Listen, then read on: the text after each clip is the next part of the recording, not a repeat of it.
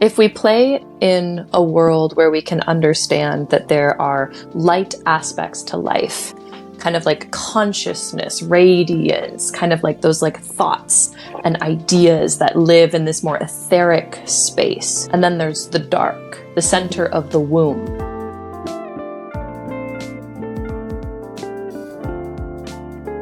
Hello and welcome to today's episode of Sacred Intimacy.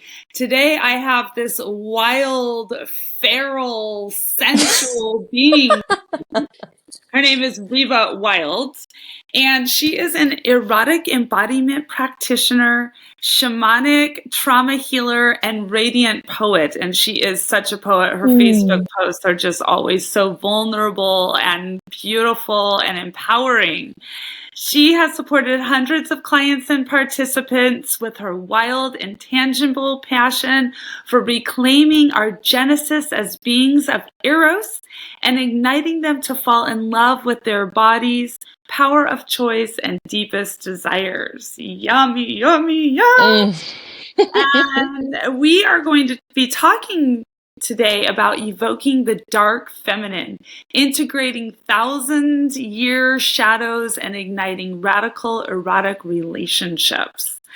That's a big mouthful, so let's just dive into what that means. What the heck, Reva? What is in your being? What is the dark feminine?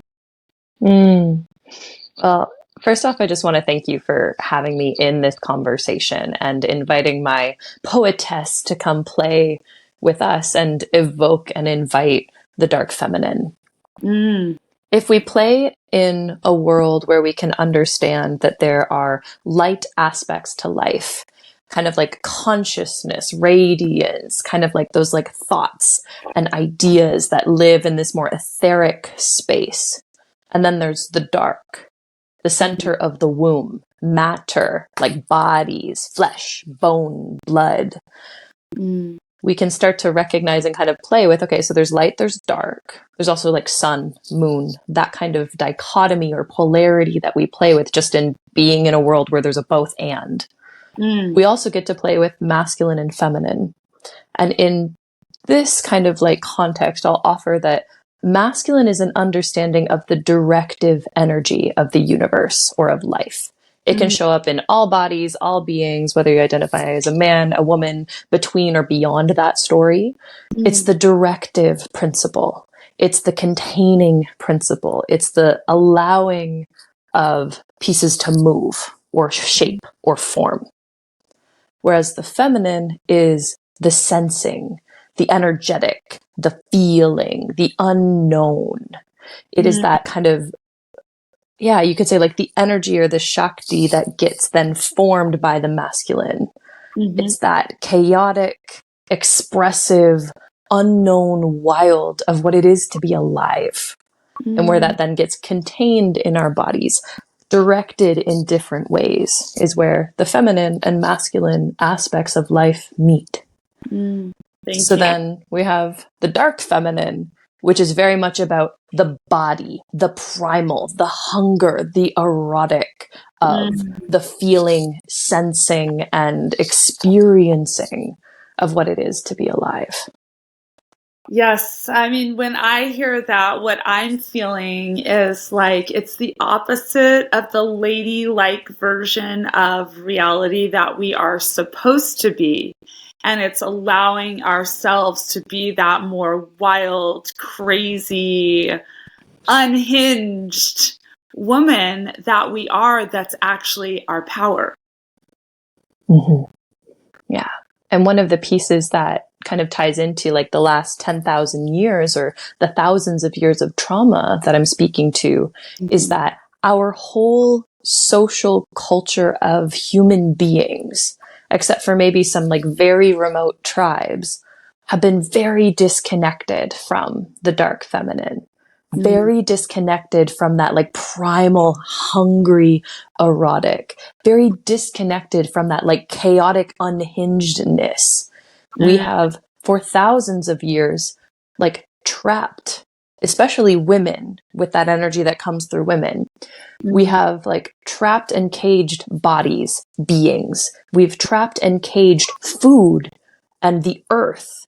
Like all of these aspects that get represented in the dark feminine are aspects that we have learned for thousands of years to control and contort and hold, when, as you're speaking to, like there's a deep power that's there.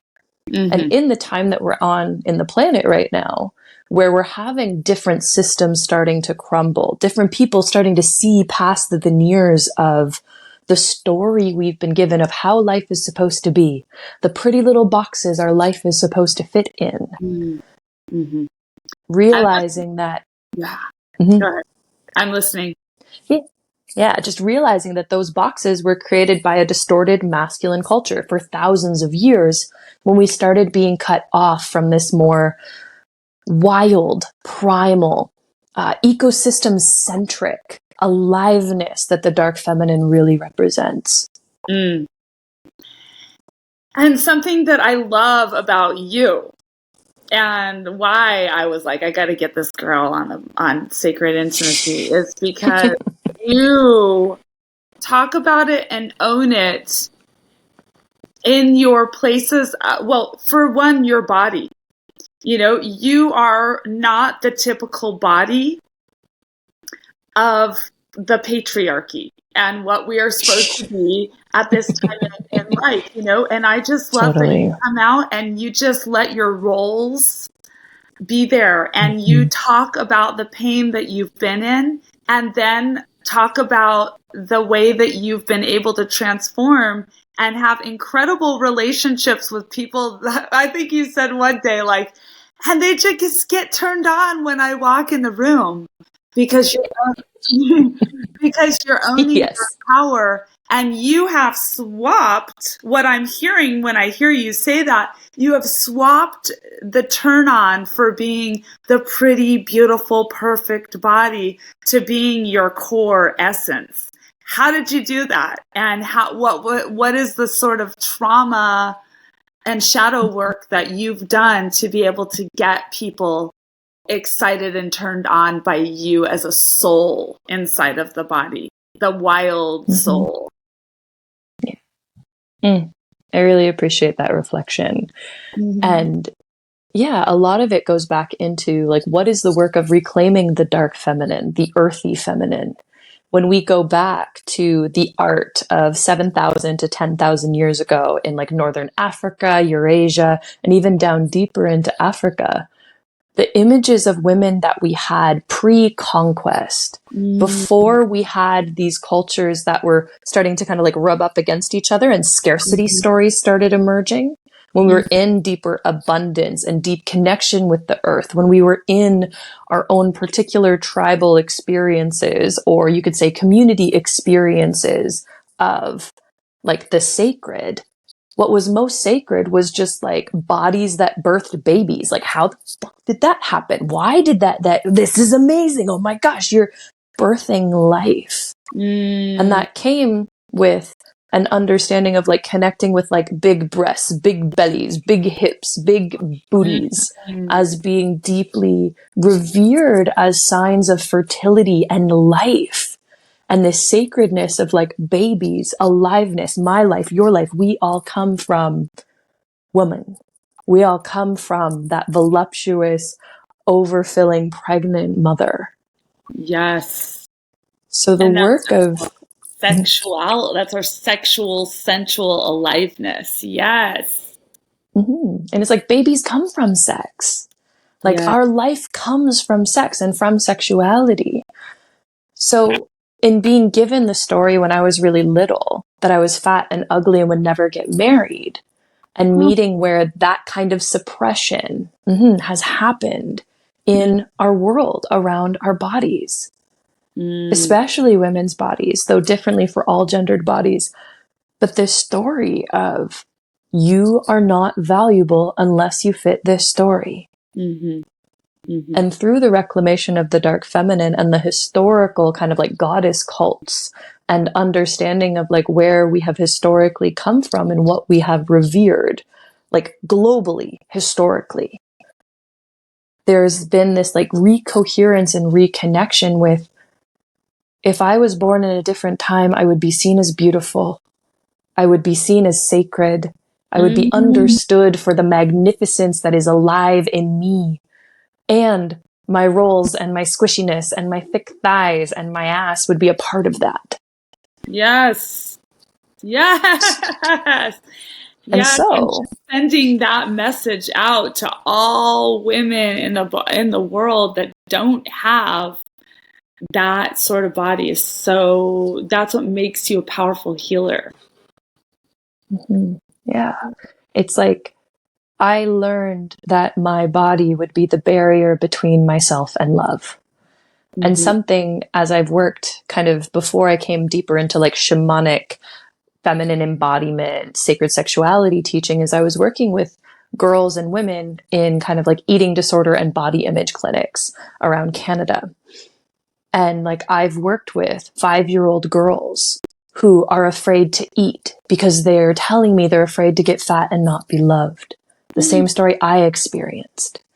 I've worked with 77-year-old women who are like really sad about their bodies, even though they have grandchildren, they've lived full lives, they've given deeply to charity, and they're like, I'm still stuck in this body. That story of I'm stuck in this body is a problem, this body is a barrier, is that distorted, patriarchal, masculine culture that we've learned in, that tries to pick apart and contain and control the dark feminine that is our bodies, all of our bodies. Anything that is earthly or matter is an expression of that energy of the dark feminine.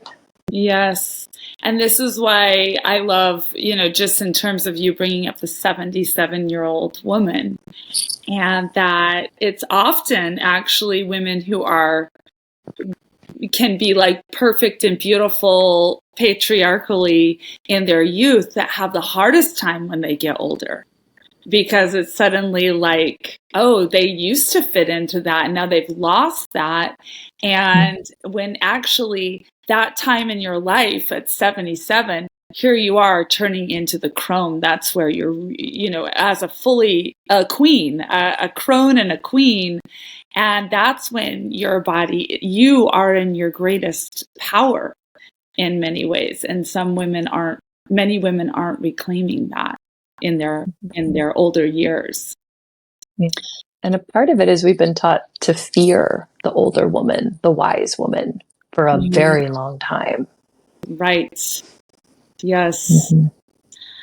When you say igniting radical erotic relationships, what does that mean to you? And how does that actually look in your life?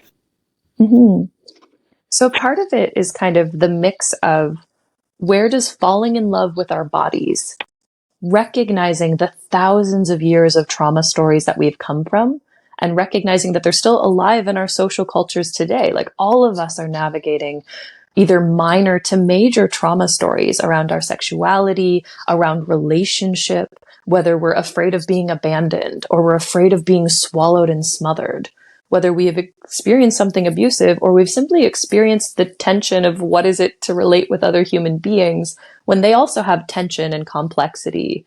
And we've been given an image of relationships will be perfect, and somewhere someone will just be great and awesome all the time, and they'll never be triggered, and then I'll never be triggered, and we'll just never be triggered, and it'll be perfect somewhere. And I say it with that voice because this is an image that I think a lot of us have been sold by Disney. And then a lot of us in like relational coaching, we kind of sell to each other or ourselves of like, there's a relationship somewhere that'll just be perfect. And you just have to find the right person who does their work and shows up all the time and blah, blah, blah, blah, blah. And it's not to say that we don't want to be in relationship with people that are doing their work. I love the fact that I'm in relationship with someone who deeply does their work and leans in. And that erotic aliveness that I get to experience in my relationship now comes not from imagining that my partner is some perfect image of perfection that I'm getting to surrender to or play with or like dominate or enjoy. It's that I can feel the full humanness of this person. The full humanness that like the weird idiosyncrasies of every person, like the way that this person like tucks their hair behind their ears, or the way that they kind of sniffle with their nose, the ways that they have places in their life where they struggle and are challenging and are tense for them, and other places where they shine. Mm-hmm. And also that I'm able to be my mess and my magic with them too. That is what has really sparked this erotic aliveness that just keeps kind of like churning and building and playing and growing. Mm-hmm. Because it's no longer trying to fit one image of like the perfect woman, the perfect man, the perfect person. We're not playing that pedestal game. Mm-hmm. What really invites that radical eroticism is the recognition of the miracle that we're in relationship at all. Mm-hmm. Recognizing that I get to experience touch and play and connection with you. Recognizing how much you fucking care about me. Yes. Well, that was something, another one of your beautiful poems that they're like springing to my mind now. Is something about your partner, who you've been together with him for a long time. And I know that you've broken up many times and there has been a whole bunch of different shifts in your reality. And yet here you are. And you talked about that you wanted him to be this thing, and then he wasn't living up to that. And then you were like, okay, I can't be with you because you're not living up to that thing. But really that this is about you needing him to be something in your own issues within yourself. I mean, because really it's like if we need somebody to be that for, and in order to be attracted, in order to love them, it's usually something in us that we are not able to love. Exactly. Yeah. One of the structures that was impacting my relationship with my lover is entitlement. This sense of I am entitled to experience a partner who consciously communicates all the time, never ever gets angry, is always on time, always supports me in all the ways that I've asked, always, every single time, and is essentially, like perfect.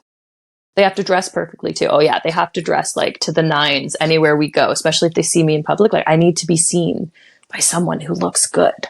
And that was a story that my beingness created around trying to fit this image of enoughness in a couple. Which trying to fit direct correlation with you trying to be enough as an individual. Exactly. Where we'll try to force our partners or lovers into an image that we think will make us more powerful. And where that actually strips us from being in connection with our full humanity and the full humanity in the other person. And also it doesn't actually allow the divinity and that deeper sense of like soul, source, play, connectivity, and that deeper love to drop in. There is a world, many worlds potentially, where I would have, you could say, left my lover for good. We would have ended it because that meeting point couldn't happen of like fitting each other's stories of what you're supposed to be.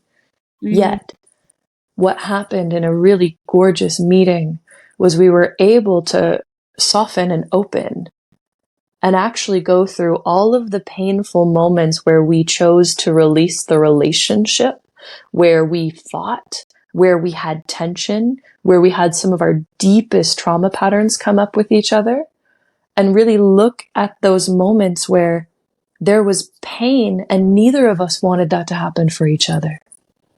And each of us carrying stories of like, you wanted to hurt me, and the other person being like, I actually didn't.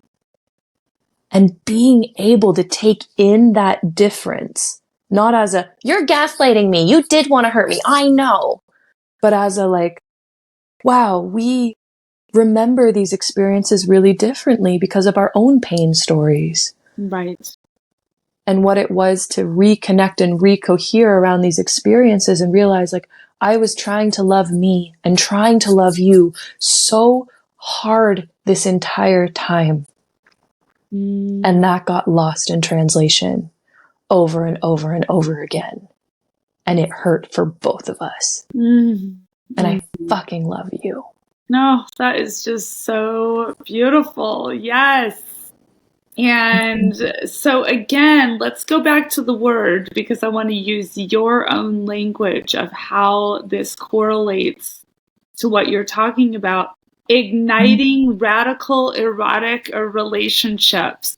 So it's getting out of the perfect relationship, the ideal relationship, that you are going to meet me at every moment and, every point, and just show up for me exactly as my little inner child has always wanted and needed somebody to show up for me. And instead, we're going to be real and honest and vulnerable and dive into these shadows, not only our individual shadows, but the shadow of our relationship that's keeping love away. And bring love into those most painful points. And I wonder, how many relationships would be able to heal and transform if they were doing that, if they were able to, if they even had the tools to do that within themselves, much less be able to do that with someone else. And this is some of the work that I'm honored to get to do with couples, where folks in relationship are coming to me kind of like at the ends of their ropes, being like, I'm so done. This argument has happened for years. This tension point has happened for so long. I'm just done. And being able to do the deep work of looking at the structures of those thousands of years that have not only impacted our relationship with our bodies, but have impacted the way that men and women have related specifically. And then any couple relationship relates from a lot of that. Being able to look at the painful story that we have been caught in and missing each other in, where my system will read you as a threat because of my history and the history of women and the history of my mom and this moment that I experienced with a man the other day that activated this. And your world will understand me as, like, my partner's world would understand me. See if there's a specific example. Essentially as like nagging, not caring about them, not seeing what they were wanting, and what they were caring about, and then creating all this resentment and disconnection from that story.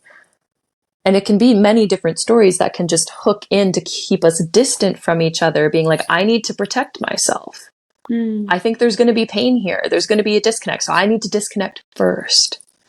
And working with couples to get to a space of being able to see those painful structures that have kind of like set the stage that this will happen, then this will happen, then this will happen, and then we'll fight, and then we'll be pissed off, and then we'll run away for 3 days or something. And we all have different patterns of that in our relationships and the ways that they've played out. What it is to really get to see the pattern together and decide from seeing it together, I don't want to play that game with you anymore. That's not the game of relating that I want to play. I'm not here for the blame game of you're wrong or I'm wrong or someone's wrong or bad. I want to be together with you in this game, while acknowledging that a part of that is we're working with thousands of years of pain in relationship. It is going to come up. We're going to navigate that together. Can we learn to do that on the same team, where the larger story that we're living in will try to keep us pitted against each other again and again and again and again? Feels like we are at a time in human history where the patriarchal structure of a relationship of we have to get married because of basically survival, and we have to be together forever, and all of these structures because of feminism has kind of, women being like, no, I don't need a man to like have a house and have enough money to survive. That's sort of, a lot of those structures have now gone. And now we're left at a point where you don't have to be in a relation. Nobody has to be in a relationship. And they're talking about the young people now. I mean, they don't do relationships in the same way. They aren't, a lot of people, like a huge percentage, I can't remember what the percentage is, but it is gigantic, are not having sex. They just don't have relationships with a partner. And I feel like it's sort of like we have to reclaim why we even want to be in relationship with each other and heal this crazy wounds that are coming in between men and women, and make it to where we want to be in relationship with each other. We want to, and remember that even though we don't need to for this like survival strategy, we do actually need each other. And I think that's a big piece that has been lost in general in our society, is this sense of like, we need each other, because we do. Like, I ate today because of people. Farmers, manufacturers, people putting vegetables in plastic, unfortunately, to go on a truck driven by a truck driver to eventually get to me in the world that I'm living in. Like, we survive because of our relationships. Yet in a technologically focused world, and an increasingly industrialized and technologically focused world, we've lost connection to that being such a profound and beautiful and evolutionary magic of being alive, is being in relationship with each other. And a part of what I think has also been happening is that we have been taught to get more and more afraid of pain and tension, whether it's in our bodies or it's in relationships. There's more levels of like social anxiety of like, oh no, I'll get it wrong. Oh no, something will happen badly. I noticed this in the youth that I've worked with within the last year. It's like, oh yeah, there's something slightly different than when I worked with youth, say 5 years ago. And what it is to recognize that we're taught to be more and more atomized, more and more afraid of each other because of the heightened tensions that are running through our social stories and people in general.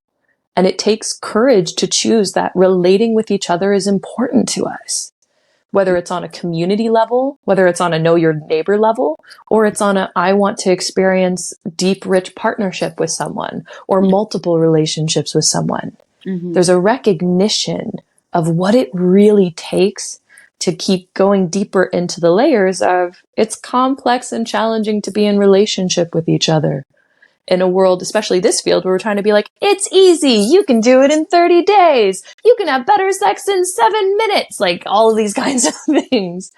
And what it is to really look at the tension and history and complexity while inviting the possibility of what happens in a world where we do get to witness those shared painful stories together and realize that we actually all care about each other. We've just been taught to only take care of ourselves over and over and over again. And distract ourselves from those pain stories. So people, a lot of people don't even realize that pain, that entire pain structure is going on within them. So even being able to share that with their partner from a vulnerable level, it turns into you did this and you did this and you were wrong and you were bad and you hurt me. And because I can't get even to the vulnerability of my own pain. Unfortunately, a lot of what happens when we start getting in touch with our pain is it turns into the blame game, where we either blame the other person. You did this to me. Now I feel bad. And no, it was you. It was you. It was you. It starts going outward, judgment, blame outward, or it goes inward. Oh no, I fucked up. I said yes to this. I'm the problem. I'm bad. And where we have this dance in our cultures between being angry or bringing anger forward in againstness towards someone to be like, you did something wrong. Or we have shame coming internally of, I did something wrong. when really what we're navigating is there's a shit ton of pain that we're not taught to be with, as you were speaking to. And it takes work to choose to do that and to connect in with that and to shift out of the blame game and into the recognition of we have been taught to hurt each other and hurt ourselves and experience pain as this huge blame game instead of creating the space for we've been taught to get caught in this. Can I access and connect with the part of me that fucking adores you and the part of you that I know loves me? And I want to get really clear that in a relationship where you don't know if that exists, that's where the complexity of the blame game often gets more violent. That's when we get into abusive relationships. There are relationships where it makes sense to walk away from because that blame game gets so escalated it turns violent. And also that this blame game will exist even in the most beautiful power couples that we experience online or have this image or pedestalized understanding as someone who's in the background with a lot of these wonderful, amazing, gorgeous couples. And it's not to tear anyone down. It's just to acknowledge we are all human up here. Yeah. And we have epic tools and we are all human. Now, again, your beautiful, title for the podcast is Igniting Erotic Relationships, Radical Erotic Relationships. So what I'm hearing there is that when we bring these structures into consciousness and decide, like be able to make a choice to move in a different reality than the one that is just on automatic, this is going to create much better sex. It's going to, the erotic aliveness is actually going to grow. And I think that's exciting for couples to realize that this inner work is not just something in the mind, but that this is something that can transform your sex life. It's like getting to that vulnerability, getting to those deepest core wounds and working them out with a partner is what can just spark the greatest sex of your life. Because it liberates all of the energy that's stuck in trying to protect from that pain being touched. But when you can actually hold that pain and be witnessed in that pain and witness another human choosing to do that with you, there's a burst of energy that emerges. I know in one of the really powerful conversations that I had with my lover that was dissecting and diving into almost like frame by frame, moment by moment, going through our entire relationship.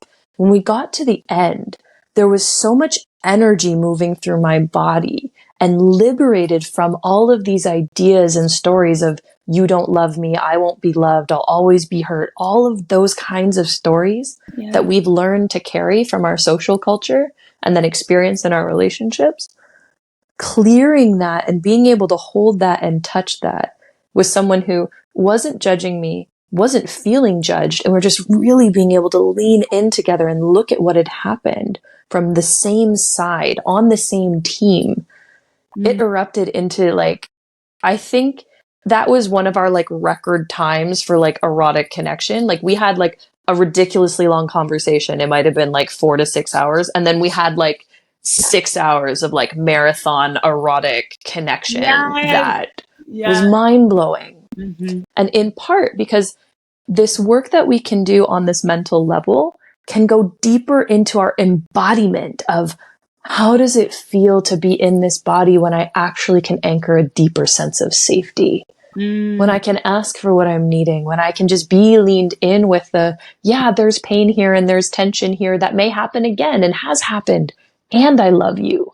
And we don't want it to continue forever. And we want to get better at being in connection amidst disconnections.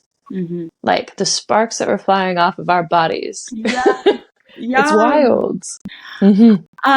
Something that you said earlier is my body is in the way of love. And I just put that together with something that you just spoke to, which is a lot of people feeling that core wound within me that deep down, I don't feel that anyone can truly love me, especially someone that I really am attracted to and really want. Like that person could ever really love me. And this is like a core wound in so many people. And the healing of that, but also to see that is also in the way. That is what so many people feel is in the way between, it's not just a body, it's this deep core wound that we as humans feel is in the way of really being loved, and how we can open that up through this embodied presence and love, igniting with each other, in understanding the depth of the wounds that we're carrying and how that can bring us together into these erotic relationships. Mm-hmm. Yeah. Because then it's not just experiences of having the wounds and trying to like hide them, distract them, but they're still attracting opportunities to heal in various relationships or connections or moments. And it will kind of keep activating that pain wound again.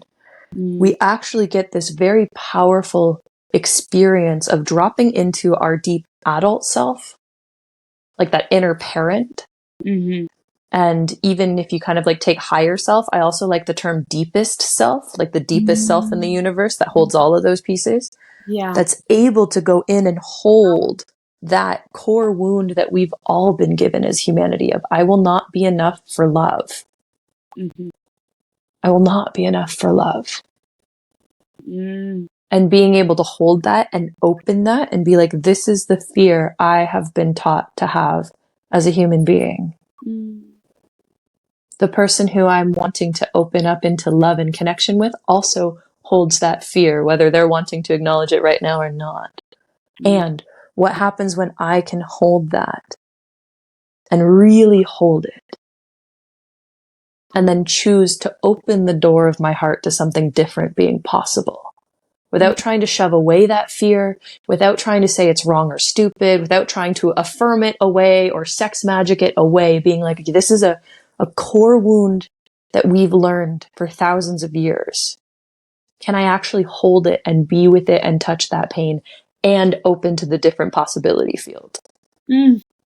That alchemical moment in inner parts work meets shamanism meets kind of like tantric heart opening to life and the possibility field is where the most beautiful experiences of my entire life have come from. Yes. I feel your magic, babe. You are such a wild woman, and I'm so excited to continue to watch your adventures and just feel you as a being on this planet that's doing the deep work and helping others. That last bit was just so profound. I feel it so deeply. I've got shivers. It's like, yes, this is where our deepest work is that even underneath the body issues, even underneath like every single, little piece down there deep in the heart of humanity is this belief that we're not enough to truly be loved on every single level. And so we're holding that for all of humanity, that we can open up this portal to the divine. That's really what it is. It's a portal to the love that we are. It's a portal to reclaiming ourselves as incredible, mind-blowing humans that are here to connect deeply with each other. Exactly. Yeah. Yeah. So delicious. So delicious. Yes. Reva, tell people, how can they find you? So there's a couple of places where you can find me. One of them is Instagram. You can find me at reva.wilde. And you can also find me at my Dark Feminine Mystery School, the Wild Grace Movement. And we have some pretty juicy trainings that are happening year round. So if you're wanting to get in touch with what it is to, hold those wounds and be able to open to love, this is a really potent and profound way to get in touch with how to kind of, fuck with the last 10,000 years of history and really build our own now. Yeah. And I also take information for my couples work there. So Instagram's the best place right now. I love that. Thank you so much, beautiful. I adore you and sending you so much goodness. And thank you everyone who's watching this podcast for sending you all so much love on your journey.